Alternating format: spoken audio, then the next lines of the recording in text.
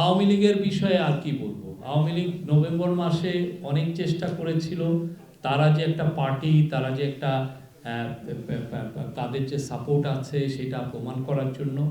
তারা আপনি নভেম্বরের 10 থেকে 17 তারিখ পর্যন্ত তারা অনেকগুলো বাস পুড়িয়েছে। তারা গির্জাতে, তাদের লোকরা গির্জাতে ককটেল মেরেছে। তারা একটা বাস পুড়িয়ে ময়মনসিংহে একজনকে মেরেও ফেলেছে। তারপরেও দেখেন কোনো লোক এসছে, তাদের তো কোনো, আপনারা, আমি জানি না তো ইন্ডিয়ান পত্রিকার খালি দেখবেন যে তারা বলেন যে আওয়ামী লীগ বড় পার্টি। আওয়ামী লীগের সাপোর্টটা কই? আর আওয়ামী লীগ খালি অনলাইনে আছে, এবং অনলাইনে থাকার কারণ হচ্ছে ওর এত টাকা বাইরে নিয়ে গেছে, তো ওইখান থেকে একটু একটু হাম্বি তাম্বি করে আর কি।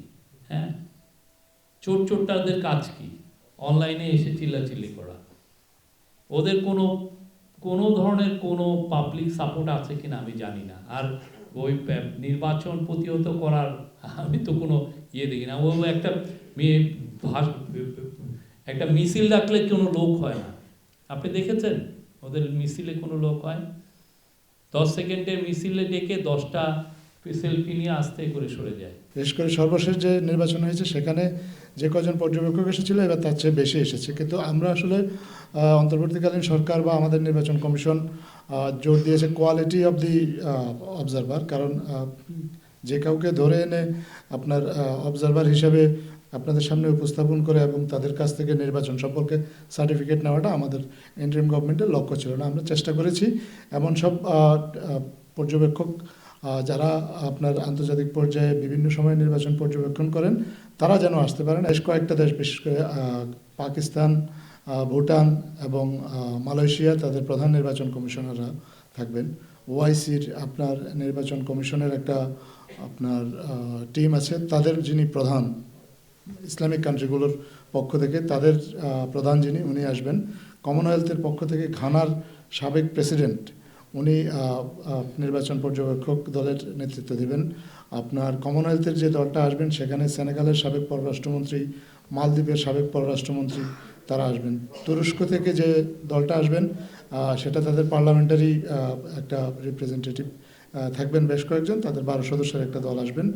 এবং আপনার মালয়েশিয়া থেকে একটা বড় দল আসবেন, সেখানে তাদের সাবেক সিনেটররা থাকবেন। পর্যবেক্ষক যারা আসছেন তারা আসলে আন্তর্জাতিকভাবে প্রসিদ্ধ। মার্কিন যুক্তরাষ্ট্রের দুটো সংস্থা আইআরআই এবং এনডিআই তারাও এই নির্বাচনে পর্যবেক্ষক পাঠাচ্ছেন।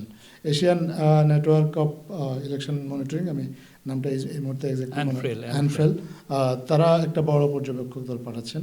সো সব মিলিয়ে ভালো পর্যবেক্ষক আসতেছেন। আর ইন্ডিয়ার কথা আপনারা জিজ্ঞেস করেছেন যে আমরা বেশ অনেকগুলো দেশকেই পর্যবেক্ষক পাঠানোর জন্য আমন্ত্রণ জানিয়েছিলাম বাইলেটারালি, তাদের মধ্যে অনেক দেশ সাড়া দিয়েছে। আমার কাছে যে তথ্যটা আছে এটা আসলে জানুয়ারির 31 তারিখ পর্যন্ত, আমি তার পরের তথ্যটা ঠিক এই মুহূর্তে আপনাকে হালনাগাদ বলতে পারবো। জানুয়ারির 31 তারিখ পর্যন্ত ভারত, নেপাল সহ বেশ কয়েকটা দেশ আসলে তখন পর্যন্ত নিশ্চিত করেনি যে তারা পর্যবেক্ষক পাঠাবে কিনা।